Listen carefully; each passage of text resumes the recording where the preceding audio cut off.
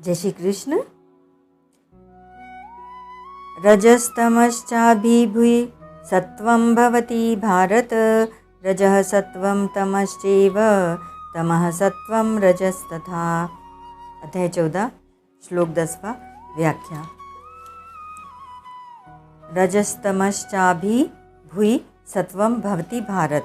रजोगुण की और तमोगुण की वृत्तियों को दबाकर सत्वगुण बढ़ता है, अर्थात रजोगुण की लोभ प्रवृत्ति नए नए कर्मों का आरंभ, अशांति, स्पृहा, सांसारिक भोग और संग्रह में प्रियता आदि वृत्तियाँ, और तमोगुण की प्रमाद, आलस्य, अनावश्यक निद्रा, मूढ़ता आदि वृत्तियाँ, इन सब को सत्वगुण दबा देता है और अंतःकरण में स्वच्छता, निर्मलता, वैराग्य, निस्पृहता, उदारता, निवृत्ति आदि वृत्तियों को उत्पन्न कर देता है।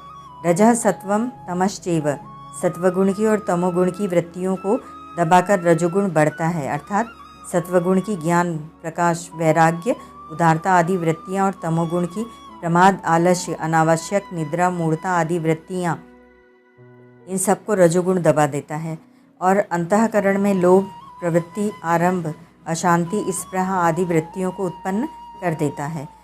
तमः सत्वम रजस्तथा, वैसे ही सत्वगुण और रजोगुण को दबाकर तमोगुण बढ़ता है, अर्थात सत्वगुण की स्वच्छता, निर्मलता, प्रकाश, उदारता आदि वृत्तियाँ और रजोगुण की चंचलता, अशांति, लोभ आदि वृत्तियाँ, इन सबको तमोगुण दबा देता है और अंतःकरण में प्रमाद, आलस्य, अतिनिद्रा, मूढ़ता आदि वृत्तियों को उत्पन्न कर देता है।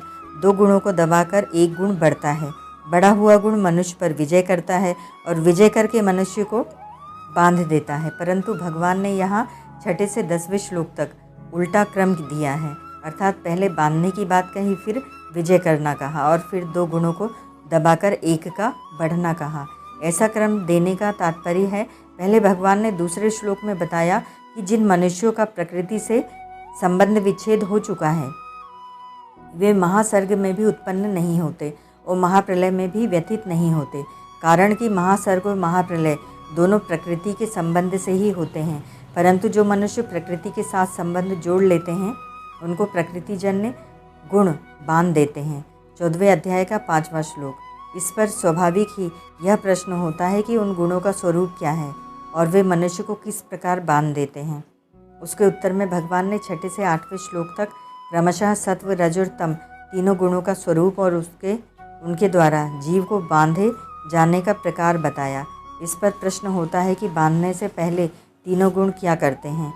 इसके उत्तर में भगवान ने बताया कि बांधने से पहले बढ़ा हुआ गुण मनुष्य पर विजय करता है, तब उसको बांधता है। 14वें अध्याय का 9वां श्लोक। अब प्रश्न होता है कि गुण मनुष्य पर विजय कैसे करता है।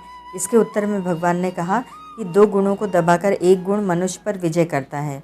14वें अध्याय का 10वां श्लोक। इस प्रकार विचार करने से मालूम होता है कि भगवान ने 6 से 10वें श्लोक तक जो क्रम रखा है वह ठीक ही है। परिशिष्ट भाव, जो गुण बढ़ता है उसकी मुख्यता हो जाती है और दूसरे गुणों की गौणता हो जाती है। यह गुणों का स्वभाव है।